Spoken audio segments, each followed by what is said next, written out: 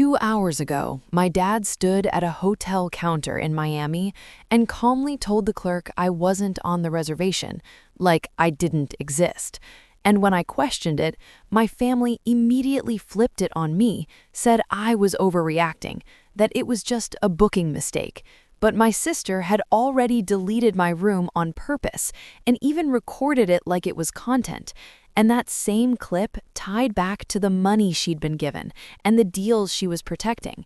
And by the time the resort saw what she did and everything started collapsing around her brand, I realized this wasn't just family drama anymore. This was revenge, and I was done being the invisible daughter they could erase. Chapter 1. The One Name Missing. My whole family checked into a 5-star hotel on the beach, and I was the only one standing there without a room. I landed in Miami in December, the kind of warm that makes you forget what season it is. Everything about the trip had been planned months ahead. Haley handled it. She always did.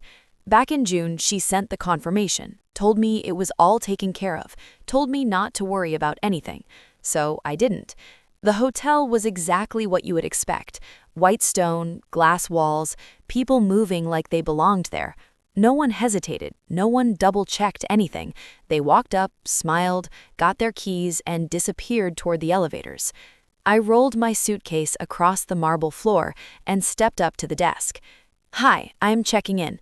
Elowyn Price." The woman behind the desk smiled and started typing. It looked routine at first, then it slowed. Then she stopped. She looked at the screen again, then back at me. "I'm sorry, I don't see your name under this reservation." I blinked, thinking I misheard. "Can you try again? It should be under a family booking." She nodded and typed more carefully this time. I watched her face, waiting for that small shift people have when they realize they made a mistake. It didn't come. She turned the screen slightly so I could see. "I do see the reservation. There are multiple rooms, but your name isn't attached to any of them." I leaned in. Margaret Price, Daniel Price, Haley Price. Everyone was there, just not me. For a second, I didn't react. It was like my brain stalled, trying to catch up to something that didn't make sense. That can't be right. I was included. She gave me a polite nod. "It looks like you were originally added, but you're not in the current system." Originally. The word sat wrong. Before I could respond, I heard Haley behind me. "Elowyn, you made it." I turned. She walked up like nothing was off, like she had been here long enough to settle in. Perfect hair, relaxed smile, already part of the place. "What's going on?" she asked. "My name isn't on the reservation." There was a pause. Quick, small, but it was there. Then she smiled. "That's strange. Too light, too easy." I watched her, waiting for something real. "Didn't you fix that already?" she said. I stared at her. "Fix what?" She blinked, then gave a small laugh like it didn't matter. "I mean, I thought you handled it. Maybe something changed." Something changed. The same soft language, no one saying what actually happened. Our parents came in through the side entrance. My mom spotted us and frowned before she even got close. "What is it now?" "I don't have a room. My name's not in the system." She sighed, already tired of it. "Can we not do this right now?" "Do what?" "Make it into a whole situation. We just got here." I felt a few people glance over. Not obvious, just enough. You can always tell you're the problem in a room like this. "I'm not making anything into anything. I'm literally don't have a room." My dad stood a step behind her, hands in his pockets. "We'll figure it out," he said, but he didn't move, didn't ask a single question. Haley leaned closer to me, lowering her voice like she was helping. "It's probably just a mix-up. Don't turn it into something bigger." I let out a short breath. "I'm not turning it into anything. I'm trying to check in." The woman at the desk spoke carefully. "I can look for availability and get you a separate room for tonight. It won't be connected to the original reservation." Separate, not included. "That's fine," my mom said immediately. "Just put her somewhere for now." For now. Like I was temporary. Like this whole thing wasn't already decided. I looked at Haley again. She was scrolling on her phone now, calm, detached, already done with the situation, like it had nothing to do with her. I pulled up the confirmation email again, my hand steady even though everything else felt off. June 15th. Reservation confirmed. My name was right there. Elowen Price. I held the phone toward Haley. "You sent me this." She glanced at it for half a second. "Yeah, that's the original. Maybe they updated it after." "After what?" She shrugged. "I don't know. You should have double-checked before we got here." The sentence landed harder than anything else. I stared at her. "You told me it was handled." She gave me that same calm look. "I assumed you followed up." There it was. Clean, simple. Somehow, my fault. Behind me, I heard someone whisper something. I couldn't make out the words, but I didn't need to. The tone was enough. I stepped back from the desk. For a second, no one said anything. Not my parents, not Haley, not even the woman behind the counter. I looked at the screen one more time. Margaret Price, Daniel Price, Haley Price. Every name exactly where it should be, just not mine. Not missing, removed. That was the part that finally settled in. I wasn't forgotten. I was taken out. I picked up my suitcase and nodded at the woman at the desk. "Fine, I'll take whatever room you have." She nodded and started typing again. My mom had already turned away, talking about dinner plans like nothing had happened. My dad followed her. Haley stayed for a second longer, then slipped her phone into her bag. "You'll be fine," she said. Same tone, same calm, like she believed it, or needed me to. I watched her walk away, joining them like there was never a gap, never a moment where something didn't line up. I stood there alone, waiting for a key to a room I was never supposed to need. And for the first time, it wasn't the missing room that bothered me. It was how easy it was for all of them to act like I didn't belong there at all. I followed them up to the lounge, even though every part of me wanted to walk out of the building instead. The elevator ride was quiet. No one mentioned the room. My mother checked her reflection in the mirror. Haley scrolled through her phone. My dad stood in the corner like he was just along for the ride. By the time the doors opened, it already felt like the problem had been erased, or worse, reassigned. The lounge was bright and calm, all glass walls and low music. People sat in small groups, laughing softly, drinks in hand. Everything about it said relaxed, controlled, easy. We were none of those things. They picked a table near the window. I sat down last. A server came over almost immediately, smiling like nothing in the world could be off. "Welcome in. Can I get you something to drink?" My mother ordered without hesitation. Haley added something light. My dad asked for whiskey. The server looked at me. And for a second, I hesitated. "Just water," I said. She nodded and left. No one spoke. I let it sit for a moment, hoping someone would bring it up. No one did. So I did. "This is not a mistake. My name was on the reservation." My mother did not even look up from her glass. "Elowen, you are overreacting." It came out fast, practiced, like she had already decided what this conversation was before it started. I felt my jaw tighten. "I am not overreacting. I am telling you what happened." Haley leaned forward slightly, her voice softer, like she was trying to calm things down. "We will figure it out. Why are you making it so intense?" I stared at her. "I do not have a room. What exactly should my reaction be?" She gave a small shrug. "Normal." The word hit harder than it should have. I let out a short breath. "Right, because this is normal." My dad shifted in his chair, but he still did not say anything. He just looked past us, out toward the ocean, like the view was more interesting than what was happening at the table. That silence felt louder than anything else. I turned back to my mom. "Did anyone check the reservation before we came?" Nothing. No answer, not even a glance. The server came back with drinks and set them down one by one. I caught the way she paused for a second longer at my empty place, like she could feel something was off, but didn't want to get involved. "Thank you," my mother said, smiling like everything was fine. It was almost impressive. I waited until the server walked away. So no one checked. My mother finally looked at me, her expression tight. "We are not doing this right now." "Doing what? Interrogating everyone the second we sit down?" I leaned back slightly. I asked one question. "You are making this uncomfortable for everyone." I almost laughed. "I do not have a room. I think that's what's making this uncomfortable." Haley picked up her glass and took a slow sip. "You always do this." I looked at her. "Do what? Turn small things into something bigger than they need to be?" There it was. Clean, simple, rewritten. I felt something shift in my chest. This is not small. It is if you stop pushing it. My mom set her glass down, sharper this time. "Enough." Her voice dropped. Not louder, just harder. "We are here to enjoy this trip, not sit around while you create problems." "Create problems?" I leaned forward. "I did not create anything. My name was removed." My dad cleared his throat quietly. "Maybe we should just let it go for now." "Of course, let it go." I looked at him. "You don't think this matters?" He finally glanced at me, just for a second. "We'll deal with it later." Later. Always later. I turned back to the table. Did anyone actually see the reservation after June? Silence again.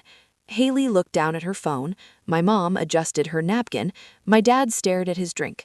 It was like asking the question made me invisible. I sat there for a second, then shook my head slowly. "Okay." My mother leaned back, studying me. "You are pushing this too far." "No." I met her eyes. "I am finally asking the right question." Her expression hardened, and just like that, she changed direction. "Your grandfather is not happy." The words landed like they had been waiting. I felt it immediately. Arthur Price. He controlled everything that mattered, every account, every distribution. Since 2018, nothing moved without him. I stayed still. "What does that have to do with this?" My mother folded her hands together. "There's $50,000 set aside for you." I did not react. "But right now, it's on hold." "On hold for what?" She didn't hesitate. "You need to apologize." "For what?" "For the way you're acting, for creating tension, for not being supportive." "Supportive?" I glanced at Haley. She did not look up. "Of who?" I asked. My mother's eyes flicked toward Haley, then back to me. "Your family, especially your sister." There it was, said out loud. I watched Haley carefully. She did not correct it, did not push back, did not even look uncomfortable. She just sat there, like this was reasonable, like I was the problem that needed fixing. I let out a slow breath. "So this is not about the booking." My mother's voice stayed calm. "This is about your behavior." "No." I shook my head. "This is about control." Her eyes sharpened. "Watch your tone." I leaned in slightly. "You are telling me my money is on hold unless I apologize for something I didn't do and pretend everything is fine? You're twisting it." Haley's voice, quiet but firm. "Then explain it to me." She hesitated. "It's just not that serious." I held her gaze. "It's serious enough to cost me $50,000. She looked away first. My dad shifted again. "Maybe we should just drop this." Drop it. Of course. I sat back, looking at each of them. My mother, composed and certain. My father, already stepping out of it. Haley, quiet, untouched. And suddenly, it all made sense. Not just the room, everything. The silence, the way every answer circled back to me being the problem, the money tied to my behavior, the expectation that I would just fall in line. This was never a mistake. It was a system, and I was right in the middle of it. Agree, apologize, stay quiet, or get cut off. I sat there, staring at the table, letting that settle in. And somewhere under the frustration, something else started to shape. Not panic, not confusion, something colder. Because for the first time, I stopped trying to fix it and started paying attention instead. Chapter 3. Patterns Don't Lie.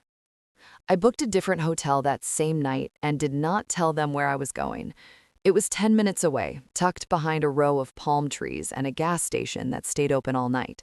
Nothing fancy, nothing curated, the kind of place people passed without noticing.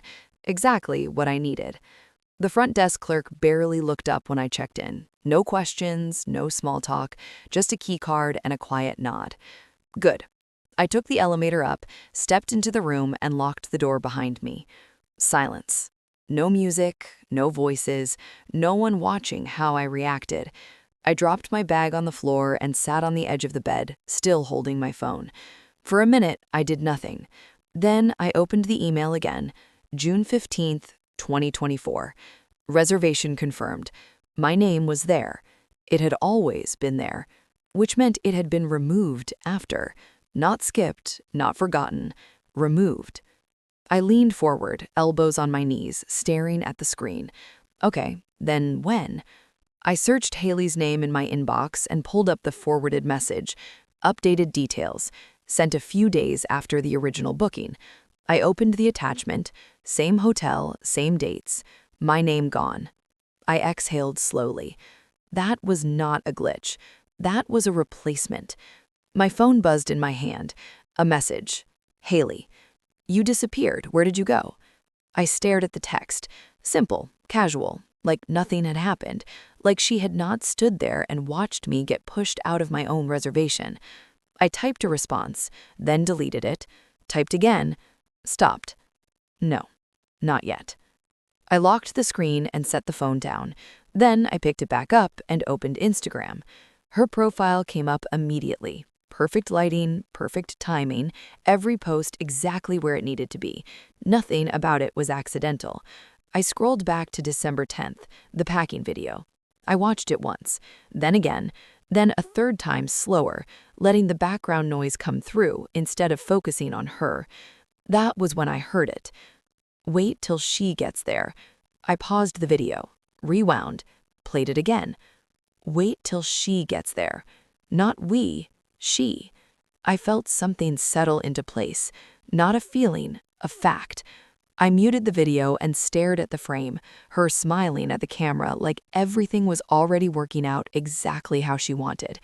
I said it quietly. You knew. Another message came through. My mother this time. We need to talk. Come back upstairs. I let it sit.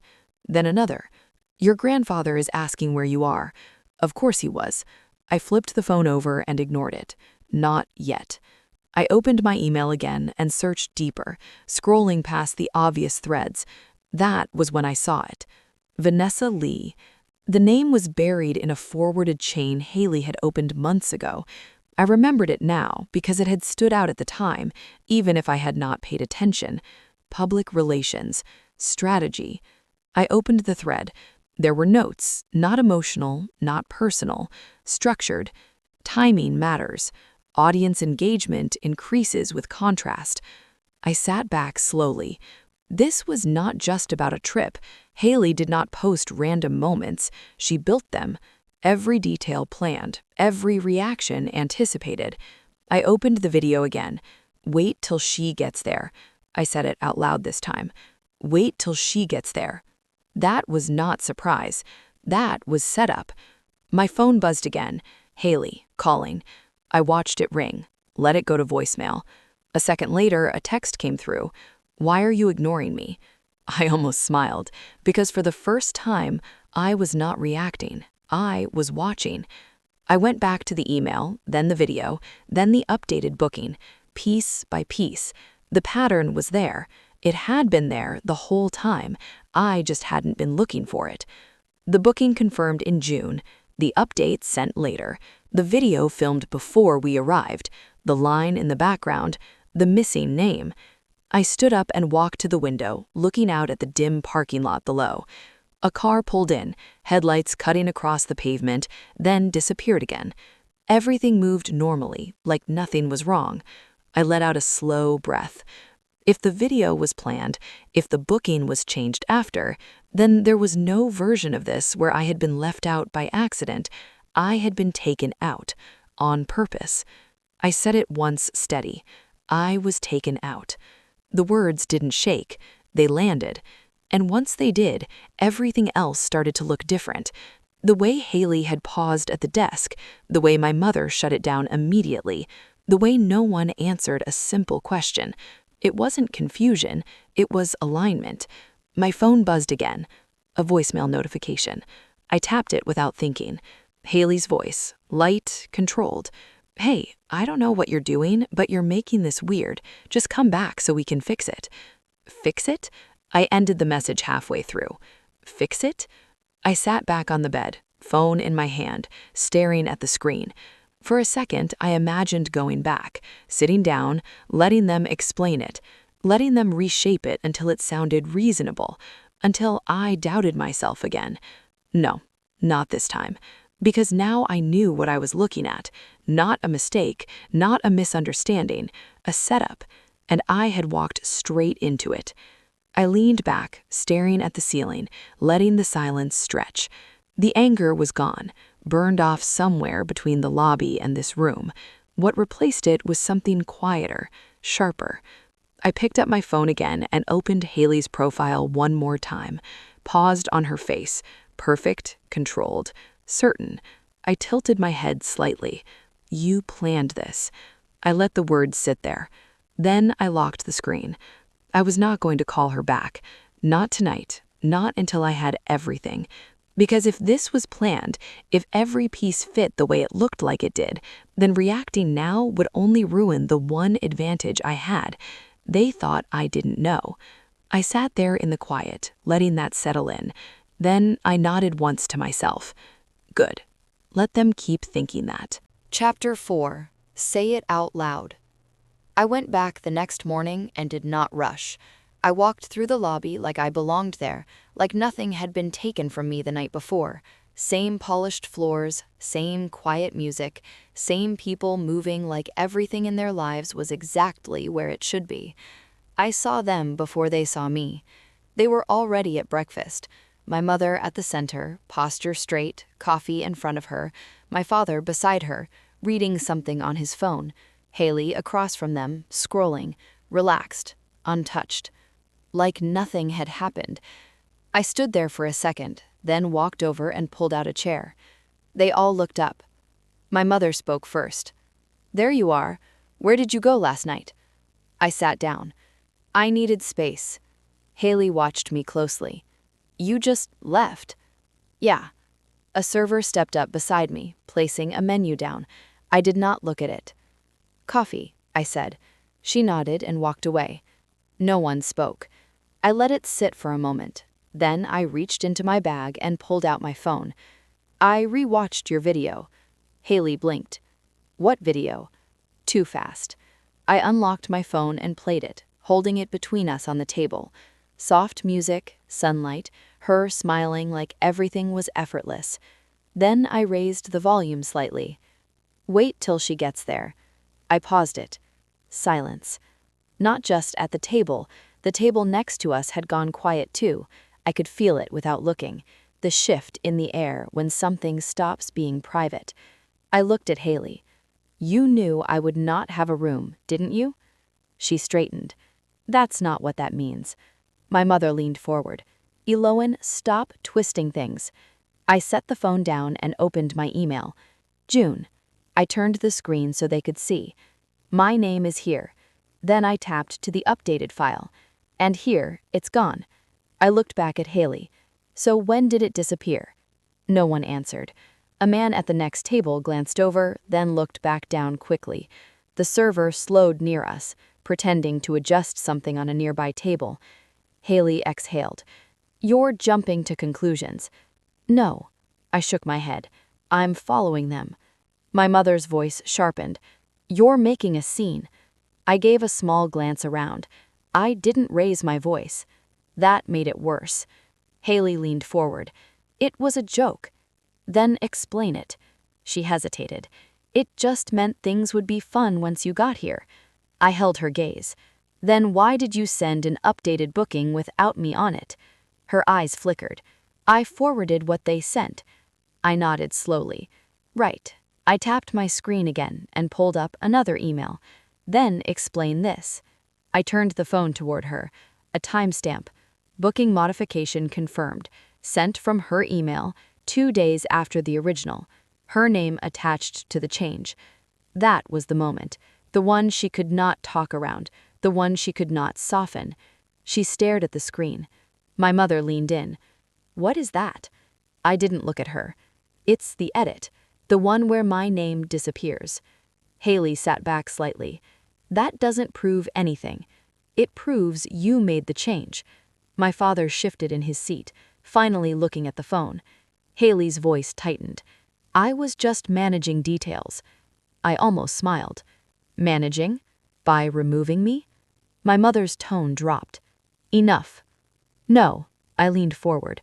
"Not enough." The words came out sharper now. "You don't get to tell me to stop when this was planned." Haley's expression cracked, just for a second. "It wasn't planned. You filmed a video 2 days before saying wait till she gets there.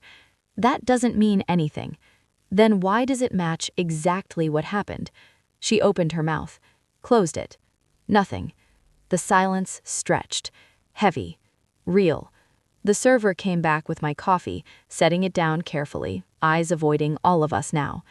"Thank you," I said. My voice was steady. That steadiness did more than anything else. My mother leaned back, watching me. "You're going to regret this." I picked up my coffee, took a sip, then set it down again. "Maybe." I looked at Haley. "But I'm not the one who set this up." She shook her head. "You're making yourself the victim." I met her eyes. "No." I paused. "You just didn't expect me to notice." That landed, harder than anything else. My father finally spoke. "We can figure this out privately." I turned to him. "You had a chance to do that yesterday." He didn't respond. Of course he didn't. My mother's voice cut in again. "You're embarrassing us." I gave a small glance. Good. That word sat between us. Simple. Final. Haley stared at me now, not calm anymore. "What do you want?" I leaned back in my chair. The answer came easy. "The truth." She let out a short breath. "You think you already have it?" I tilted my head. "I have enough." The table next to us was fully quiet now, no one pretending not to listen anymore. My mother noticed it too. "This is not the place." I stood up. "No." I picked up my phone. "This is exactly the place." I looked at Haley one last time. "You took me out of that reservation." She didn't deny it, not directly. That was all I needed. I stepped away from the table. No one stopped me. No one followed. I walked out of the restaurant, through the lobby, past the front desk where everything had started. This time, no one looked at me like I didn't belong, because something had shifted. Not in the room, not in them, in the story. They didn't control it anymore. And for the first time, I wasn't trying to fix what they broke. I was deciding what to do with it. And this time, I wasn't going to keep it quiet.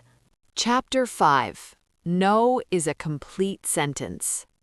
I did not go back to that table. I left the hotel and kept walking until I could breathe without feeling watched. It was not dramatic. No tears, no scene. Just distance, one step at a time, like I was finally letting something end instead of trying to fix it. That afternoon, my phone buzzed. My mother. "We need to fix this." I looked at it longer than I should have. That message used to work on me. It always sounded like responsibility, like I had a role to play in making things normal again. I used to step into it without thinking. This time, I did not move. An hour later, another message came through. My grandfather. "The 50,000 is still available if you are willing to be reasonable." I almost smiled. It was the same pattern, just cleaner. No apology, no explanation, just a number, like that was always supposed to settle everything. I set my phone down and let the silence stretch. I thought about how many times I had bent myself into something easier to accept, how many times I had stayed quiet so things would not break. Then I picked up my phone again. No. I sent it just like that. No extra words, no softening. For a second, nothing happened. Then my phone lit up. Call from Mom. I watched it ring until it stopped. Then again. I let that one go too. A message came in right after. "Why are you doing this?" I read it and put the phone down. A few minutes later, my father texted, "We can talk this through." I stared at it, then locked my phone. There was nothing left to talk through. That night, I opened social media without thinking. Haley had already posted. She sat in front of the camera. No music this time, no soft editing. Just her speaking carefully, choosing every word like she was trying not to say anything real. She called it a misunderstanding, said people were reading too much into things, said families go through complicated moments. She never said what actually happened. She never said my name. But the comments were different. People were asking, "Why did you say she would not have a room? What changed? What are the emails people are talking about?" She replied to a few at first, short answers, vague, controlled. Then she stopped. I refreshed the page a few minutes later. Comments were turned off, just like that. I sat there, staring at the screen. For so long, everything had been about keeping the image clean, making sure nothing slipped through, making sure no one asked questions that didn't have easy answers. And now the questions were there anyway, and she couldn't control them. My phone buzzed again. My mother, "Pick up the phone." I did not.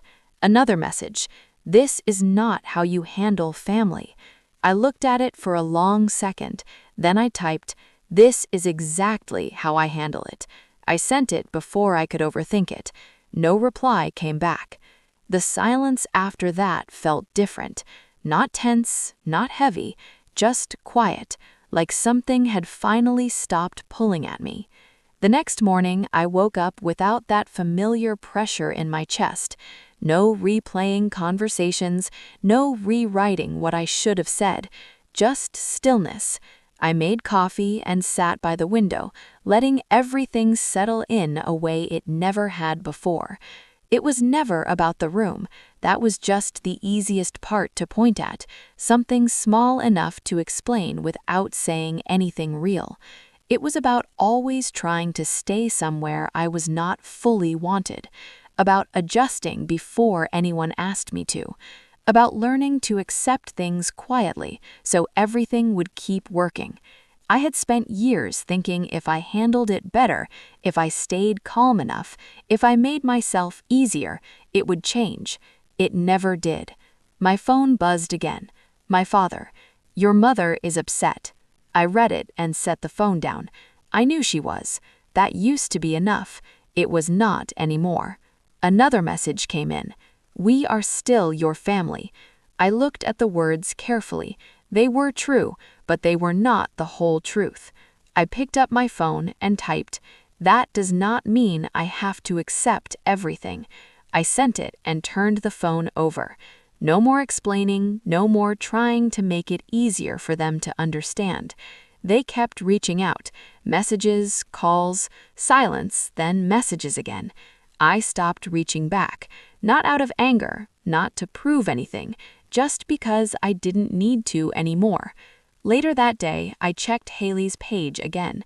The video was still there, comments still off, no follow-up, no correction, just something unfinished, sitting there for everyone to see. It wasn't the kind of ending she was used to.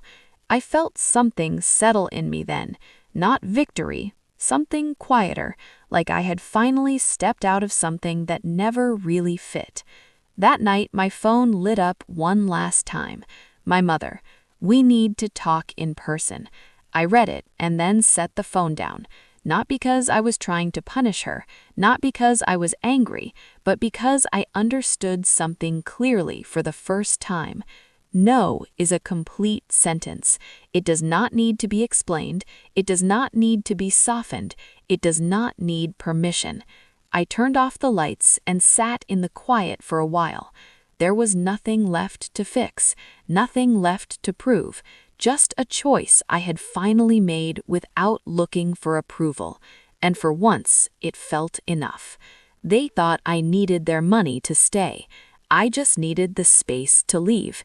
So if you were standing where I was, with everything laid out in front of you, would you take the $50,000 or would you finally choose yourself?